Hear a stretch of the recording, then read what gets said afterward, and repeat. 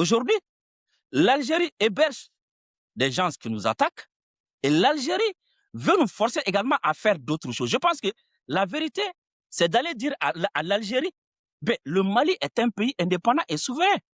Arrêtez de vous ingérer dans les affaires intérieures du Mali. Après, le problème avec l'Algérie, c'est qu'il y a eu trop d'invectives, trop d'insultes, trop d'hostilité entre les deux régimes ces 2 dernières années et c'est pas possible de se parler dans les conditions actuelles. Je pense qu'il faut un médiateur entre l'Algérie et le Mali. Se parler directement aujourd'hui, ce n'est pas possible. Il y a trop d'émotions dans l'air, trop de nervosité. Héberger Mahmoud Dicko a été une connerie. Quel pays est-ce que demain l'Algérie aurait accepté que la Tunisie ou le Maroc héberge Ali Belhadj ou un opposant virulent, un opposant extrême? Quand on voit comment l'Algérie fait la misère à la France, parce que la France héberge des réfugiés politiques algériens ou des opposants algériens qui attaquent verbalement, qui attaquent uniquement dans l'information et le journalisme indépendant les autorités algériennes, regardez comment ça énerve les autorités algériennes.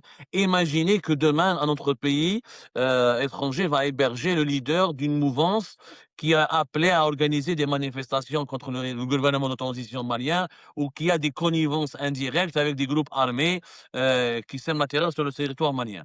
Ça, c'est une vérité qui doit être dite. En réalité, entre l'Algérie et le Mali, les deux régimes doivent se remettre en cause et accepter de faire des concessions. Le problème des deux régimes, c'est que le régime Tebboune, il est tombé dans le piège du paternalisme. Nous, l'Algérie, on est la grande puissance. Les Maliens, on connaît mieux leurs intérêts qu'eux-mêmes. Ils doivent nous écouter obligatoirement. Ça a été une erreur. Il faut absolument éliminer ce comportement.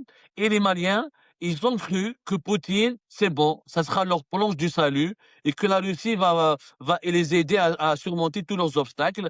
Il faut que les Maliens sachent que Poutine se contrefiche du Mali, que l'avenir du Mali, c'est les Maliens qui doivent le bâtir, que leur sécurité, c'est les Maliens qui doivent la préserver et qu'il n'y a que les Africains qui pourront aider les Africains.